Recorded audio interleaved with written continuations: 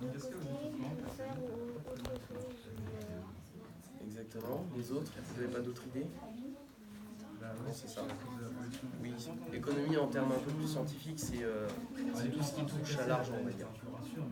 C'est pas forcément des économies comme on dit, tiens, je vais faire des économies pour aller m'acheter des bonbons à une linéaire. C'est pas forcément ça.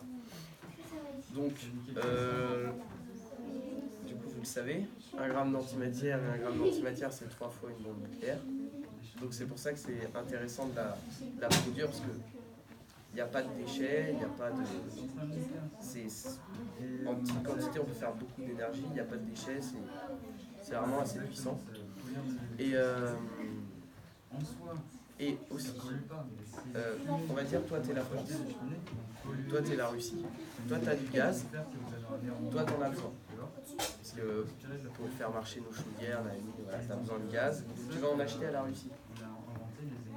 Sauf que toi, tu n'as pas énormément d'argent. Du coup, tu vas emprunter à l'Allemagne. Tu vas lui dire, bah, j'ai besoin d'argent pour acheter du gaz, est-ce que tu peux m'emprunter, je te rembourserai. Et c'est ça le problème un peu des énergies fossiles, du gaz, pétrole et tout, c'est que tout le monde n'en a pas, et c'est spécifique de certains pays.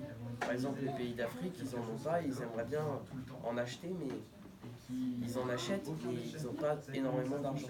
Du coup, puis les pétroles, ça devient de plus en plus rare, du coup c'est de plus en plus cher. C'est ça un peu aussi le problème. Du coup, imaginons on a de l'antimatière dans l'espace, on arrive à en prendre et on arrive à l'exploiter. Toi, tu n'as plus besoin d'acheter du gaz. Toi, le gaz, tu peux le garder pour toi. Bon, c'est moins bien pour toi, mais c'est mieux pour les autres.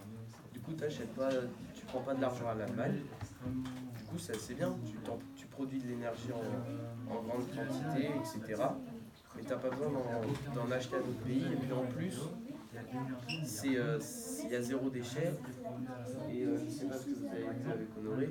Enfin voilà, tous les bénéfices. C'est très très intéressant d'en produire, d'aller en chercher peut-être si on a les moyens dans l'espace. Enfin, ça serait carrément bien en fait. C'est l'énergie du futur, pas vous, mais pas moi ni vous, c'est encore après. Mais c'est une piste à exploiter. Parce que en plus l'énergie fossile ça devient de plus en plus rare, du coup à un moment on va se retrouver, on aura zéro réserve, on va faire comment pour produire de l'électricité et tout. Voilà. Et qu'est-ce que je voulais vous dire? Bah c'est tout. On va s'arrêter là.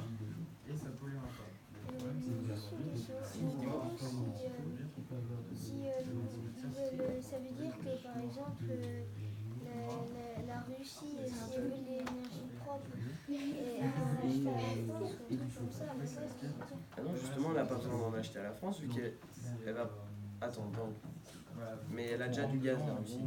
Mais même si elle veut du pétrole, elle en achète aussi. Donc, du coup, si elle a l'antimatière, elle n'est pas obligée d'en acheter à la France, il y a d'autres, parce qu'elle en prend elle-même. Elle en fabrique elle-même, voilà. Demain, on pourrait imaginer, parce qu'il y a des machines à fabriquer de l'antimatière, mais là, de nos jours, c'est impossible que ça soit rentable, parce qu'on peut pas... Si on en produit, on doit dépenser 16 fois de l'énergie qu'on produit, du coup, c'est pas possible. Là, c'est pas possible. C'est pour ça que j'ai dans un futur éloigné.